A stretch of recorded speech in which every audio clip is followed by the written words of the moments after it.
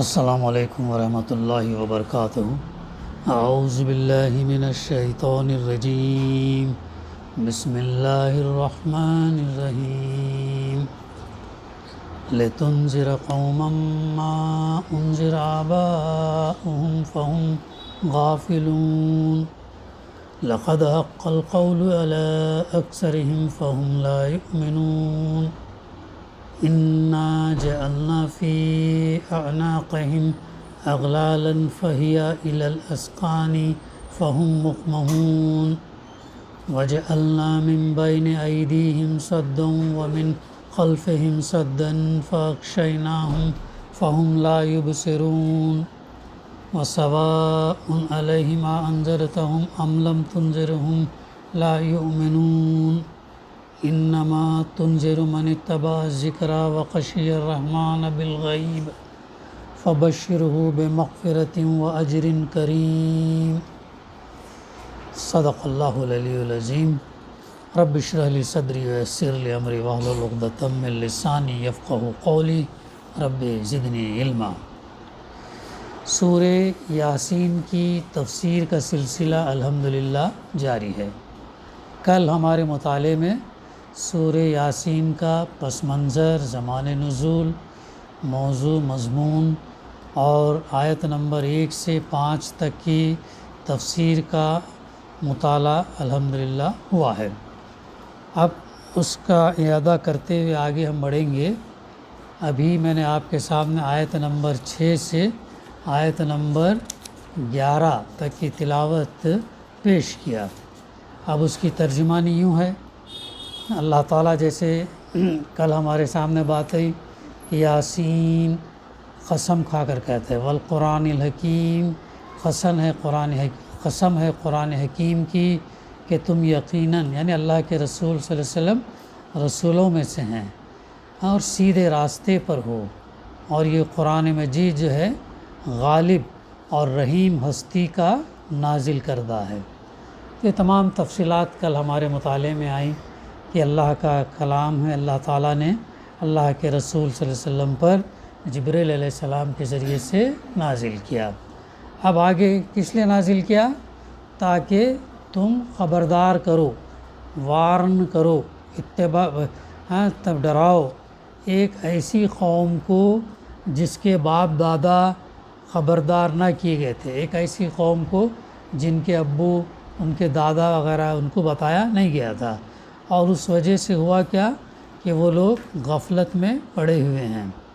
یعنی اب اس آیت کے مفسر نے 2 ترجمے ممکنہ بتائے، ایک وہ جو اوپر متن میں کیا گیا ہے، دوسرا ترجمہ یہ بھی ہو سکتا کہ تم ڈراؤ ایک قوم کے لوگوں کو اسی بات سے جس سے ان کے باپ دادا ڈرائے گئے تھے، کیونکہ وہ غفلت میں پڑے ہوئے تھے، اللہ کو بھول بیٹھے تھے، عبادات نہیں کرتے تھے، شرک میں مبتلا تھے، بت پرستی میں تھے۔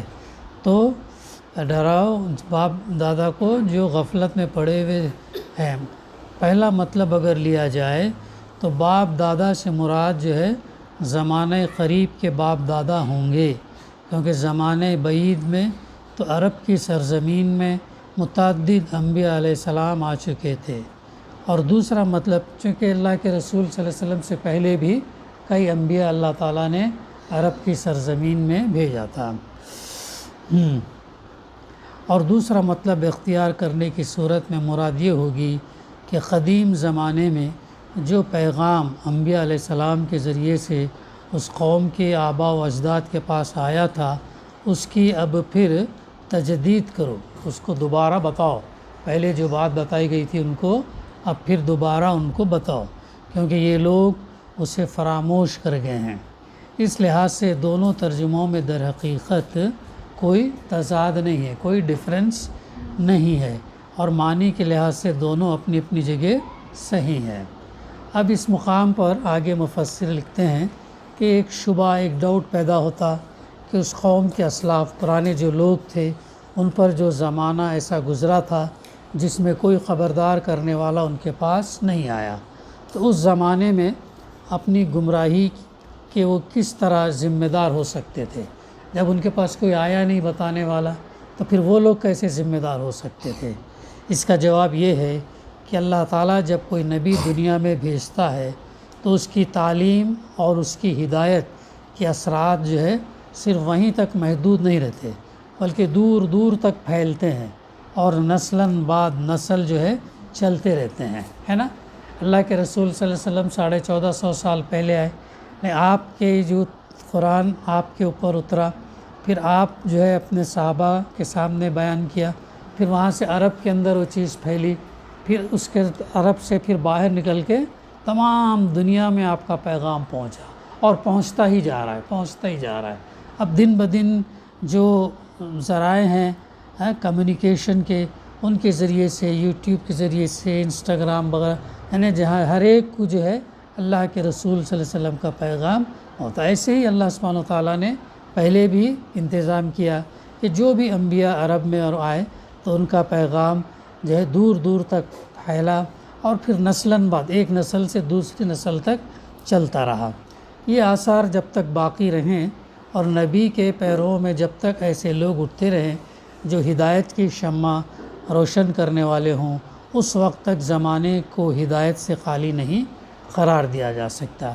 اللہ کے رسول صلی اللہ علیہ وسلم کی زندگی تو 63 سال کی تھی، 63 سال، 40ویں سال میں نبوت ملی، 13 سال مکے میں رہے، یعنی 53 ایئرس، اور 10 سال مدینے میں، تو 63 ایئرس کے اندر ہی اللہ کے رسول صلی اللہ علیہ وسلم جو ہے یہ تعلیم تربیت کا ایسا انتظام کر کے گئے کہ اس کے اثرات جو ہے بالکل پورے دنیا کے اندر پھیل گئے، اور آپ صلی اللہ علیہ وسلم کے ذریعے سے جو کوالٹیز جو ٹرانسفر ہوئے خلفائے راشدین میں، صحابہ کے اندر، پھر اور یعنی زبردست کارنامہ ہے جس کو ہم اس کا ادراک ہم نہیں کر سکتے۔ اور جب اس نبی کی تعلیم کے اثرات اگر جب مٹ جائیں، پرانے انبیاء کی جب مٹ جائیں یا ان میں مکمل تحریف ہو جائے تو دوسرے نبی کی بعثت ناگزیر ہو جاتی۔ تو اللہ تعالیٰ نے ایسے ہی کیا، پہلے نبی کا اگر پیغام چینج کر دیا گیا، تبدیل کر دیا گیا، تو اللہ نے ان کی جگہ دوسرے نبی کو جو ہے اللہ تعالیٰ نے مبعوث کیا۔ اللہ کے رسول صلی اللہ علیہ وسلم کی بعثت سے پہلے عرب میں حضرت ابراہیم علیہ السلام اور اسماعیل علیہ السلام اور حضرت شعیب علیہ السلام اور حضرت موسیٰ علیہ السلام، عیسیٰ علیہ السلام کی تعلیم کے اثرات ہر طرف پھیلے ہوئے تھے، اور وقتاً فوقتاً ایسے لوگ اس قوم میں اٹھتے رہے تھے۔ اللہ کے رسول صلی اللہ علیہ وسلم سے 2500 سال پہلے ابراہیم علیہ السلام آئے تھے۔ ابھی کون سا چل رہا؟ 2024 چل رہا، یعنی 2024 چل رہا، تو 1400 سال ہوئے اللہ کے رسول سے، اس سے 2500 سال پہلے تو 2000، یعنی تقریباً 4000 سال پہلے ابراہیم علیہ السلام آئے تھے۔ اور وہ قربانی جو ہم سنت جو ادا کرتے ہیں وہ 4000 سال پہلے ابراہیم علیہ السلام نے اپنے بیٹے اسماعیل علیہ السلام کو قربانی کرنے کے لیے تیار ہوئے تھے، تو وہ سنت جاری ساری اللہ تعالیٰ نے کی، اور آج تک جو ہم اس کو یہ کرتے ہیں۔ تو اللہ تعالیٰ ان کے بعد بھی جو ہے بہت سارے انبیاء کو بھیجا۔ کیوں بھیجا؟ تاکہ وہ اپنی قوم، اپنے لوگوں کو، اپنی امت کو وہ لوگ ڈرائیں اور ساتھ ساتھ خوشخبری دیں۔ ڈرائیں کن لوگوں کو؟ جو عبادت نہیں کرتے، جو جھٹلاتے، انکار کرتے، اور خوشخبری کن کو؟ جو اللہ اس کے پیغمبر اور آخرت پر ایمان رکھتے ہیں اور جو ہے اللہ اور ان کے پیغمبر کی اطاعت فرما برداری کرتے ہیں، ان کے لیے خوشخبری ہے، یہ چیز ہے۔ تو اس طریقے سے اللہ تعالیٰ نے ایسا انتظام، یا باہر سے آتے رہے جو ان اثرات کو تازہ کرتے رہتے تھے۔ جب یہ اثرات مٹنے کے قریب ہو گئے اور اصل تعلیم میں بھی تحریف ہو گئی تو اللہ تعالیٰ نے اللہ کے رسول صلی اللہ علیہ وسلم کو مبعوث فرما دیا، اور ایسا انتظام فرمایا کہ آپ صلی اللہ علیہ وسلم کی ہدایت کے آثار نہ مٹ سکتے ہیں اور نہ محرف ہو سکتے ہیں۔ آپ کے تعلیمات نہ مٹ سکتے ہیں نہ تبدیل ہو سکتے ہیں، اور اللہ تعالیٰ نے اس قرآن کا ذمہ تو جو ہے اس کی حفاظت کا ذمہ اللہ تعالیٰ نے آخرت تک لیا ہے، آخرت تک اس کی حفاظت کا ذمہ اللہ سبحانہ و تعالیٰ نے کیا ہے۔ تو یہی بات یہاں بتائی گئی کہ تم جو ہے تاکہ تم خبردار کرو، ڈراؤ ایک ایسی قوم کو جس کے باپ دادا خبردار نہ کیے گئے تھے، اور اس وجہ سے وہ کیا تھے؟ غفلت میں پڑے ہوئے ہیں۔ آگے اللہ تعالیٰ فرماتا لَقَدْ حَقَّ الْقَوْلُ عَلَىٰ أَكْثَرِهِمْ فَهُمْ لَا يُؤْمِنُونَ، ان میں سے اکثر لوگ، ان میں سے زیادہ کر کے لوگ جو ہے فیصلے عذاب کے مستحق ہو چکے ہیں۔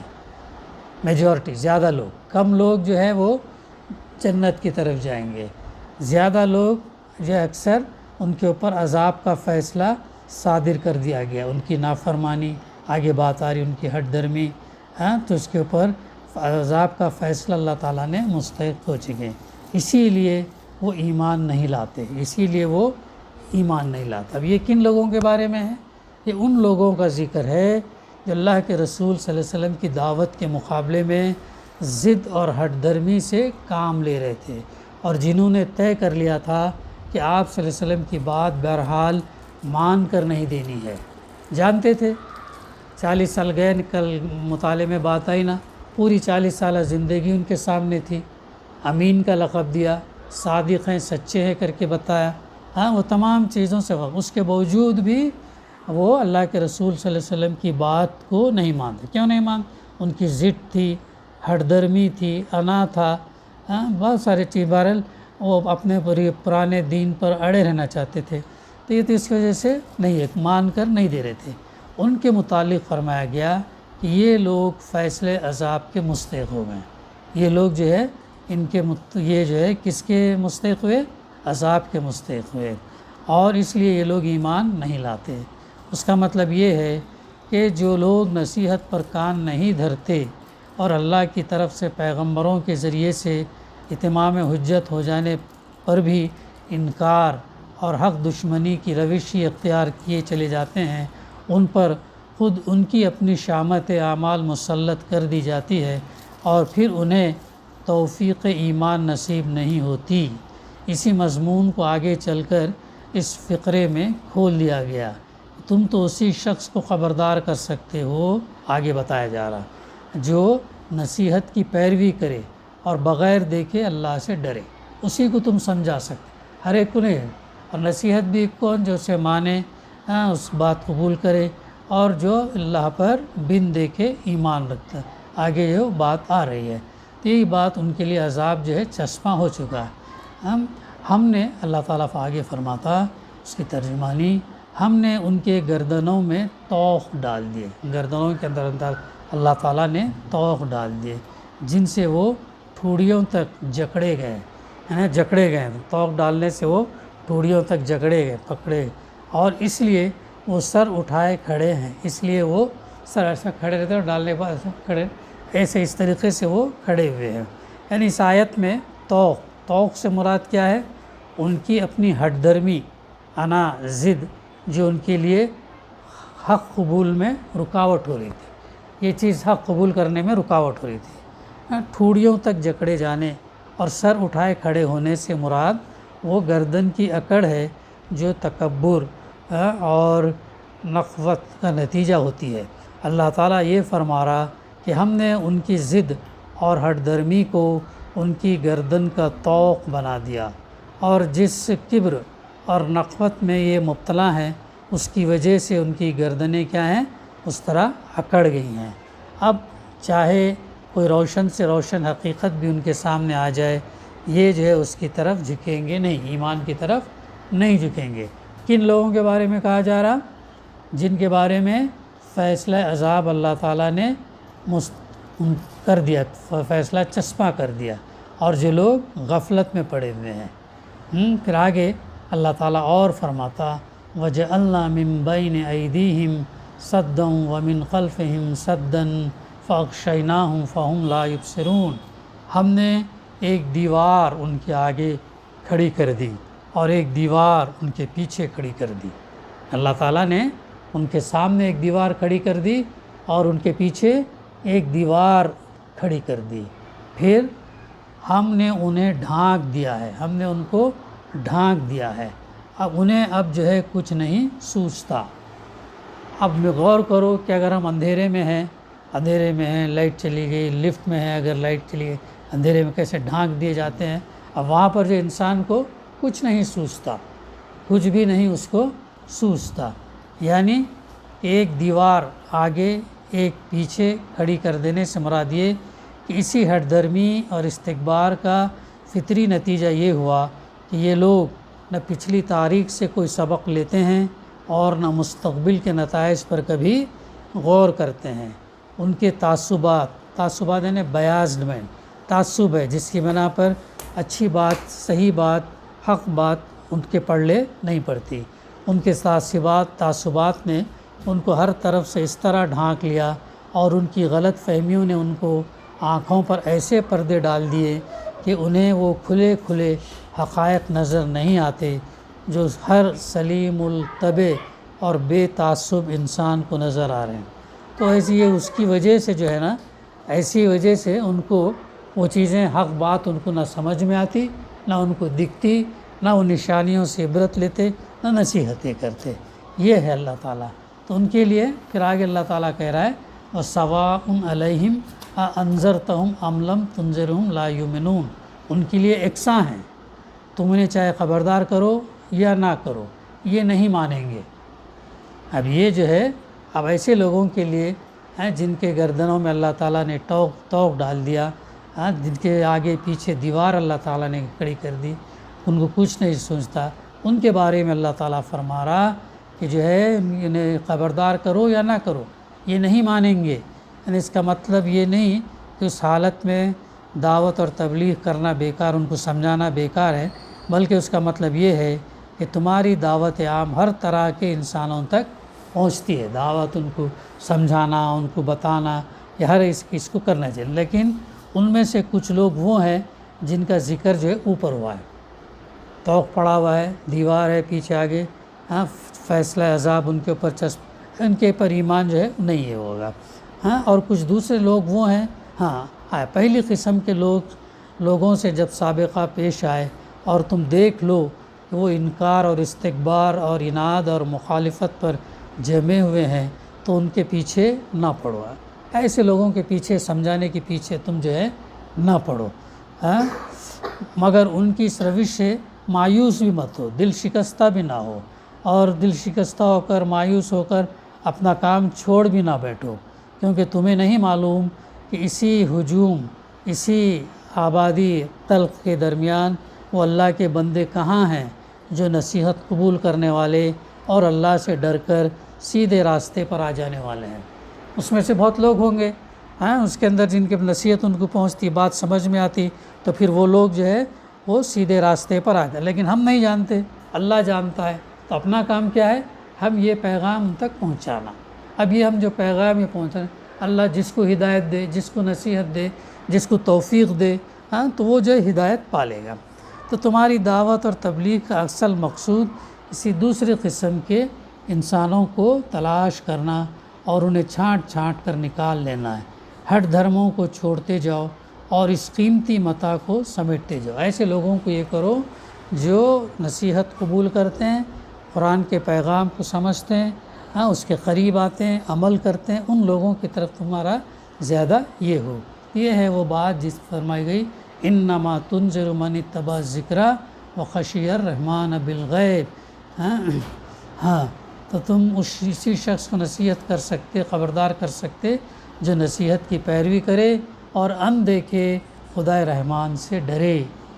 اسے ایسے لوگوں کے لیے فبشرہ بمغفرۃ واجر کریم، اسے مغفرت اور اجر کریم کی بشارت دے دو۔ ایسے لوگوں کے لیے اللہ تعالیٰ فرما رہا جو بغیر دیکھے اللہ سے ڈرتے ہیں، جو بے دیکھے اللہ سے ڈرتے ہیں، اور اس پر اور پھر ان لوگوں کے لیے اللہ کی طرف سے کیا ہے؟ بخشش ہے، مغفرت ہے، اور ساتھ ساتھ اللہ کا بہت بڑا اجر ہے ان کے لیے، اور اس کی خوشخبری ان کو دے دو۔ پہلے ڈرانے کی بات، بعد میں خوشخبری ان لوگوں کے لیے جو نصیحت کی پیروی کرتے ہیں اور بغیر اللہ کو دیکھے اللہ سے ڈرتے ہیں، اور ان کے لیے مغفرت ہے اور اجر کریم۔ یہ ہے وہ خوشخبری جسے ہمیں حاصل کرنا چاہیے۔ اس کے لیے ہمیں نمازوں کی پابندی، قرآن مجید کی تلاوت، اس کو سمجھ کر پڑھنا، اس پر عمل کرنا، اسے پہنچانا، اور بھلے بھلے کاموں کو بھلے کام کرنا، برائیوں کو روکنا، یہ تمام چیزیں تو پھر اللہ تعالیٰ جو ہے بخشش اور اجر کریم کی خوشخبری اللہ تعالیٰ سناتا ہے، تو اللہ تعالیٰ ہمیں وہ چیز عطا کرے۔ ربنا تقبل منا انک انت السمیع العلیم وتب علینا انک انت التواب الرحیم۔ صلی اللہ تعالیٰ علی خیر خلقہ وعلی آلہ وصحبہ اجمعین والحمد للہ رب العالمین۔